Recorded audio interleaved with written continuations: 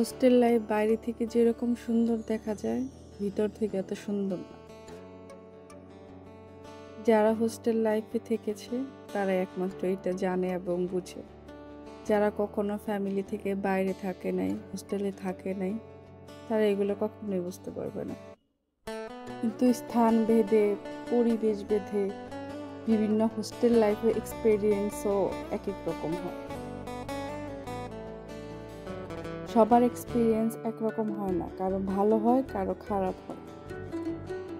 পরিবার, মা বাবা সবাইকে ছেড়ে থাকা হোস্টেলে পড়াশোনার জন্য শুধু এই কারণে যে আমরা পরবর্তী জীবনটাতে যাতে ফ্যামিলির সাথে ভালোভাবে কাটাতে পারি, তখন আর যাতে আমাদের অতীত নিয়ে কোনো অনুশোচনা না করতে হয়। যারা ফ্যামিলিতে থাকে ওরা ভাবে যে হোস্টেল লাইফ অনেক স্বাধীনতার জীবন,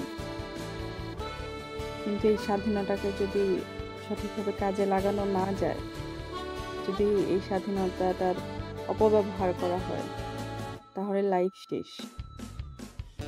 তাই আমাদের খুবই সাবধানে থাকতে হয়। মন চাইলে একটা কিছু করতে পারি না। আলটিমেটলি ভবিষ্যতের কথা ভেবেই সাবধানে থাকি। হোস্টেল মানে কিন্তু নিজের একটা ছোট্ট সংসার, একার একটা সংসার। যেমন একার সংসার, সেরকম সব দায়িত্ব একার। তোমার খাওয়া, পড়া, পড়াশোনা করা, টিউশন করা, সব তোমারই চিন্তা করতে হবে। বাড়িতে থাকলে যেরকম মা বাবা বলে দিত এটা কর, ওটা কর, হোস্টেল লাইফে তা হয় না। সব কিছু নিজ দায়িত্ব করতে হবে। শেয়ারিং করে থাকা হয় রুমমেটের সাথে। ওয়াশরুম, কিচেন সব শেয়ার করতে হয়। তাই সব কিছুই টাইম মাফিক করতে হয়।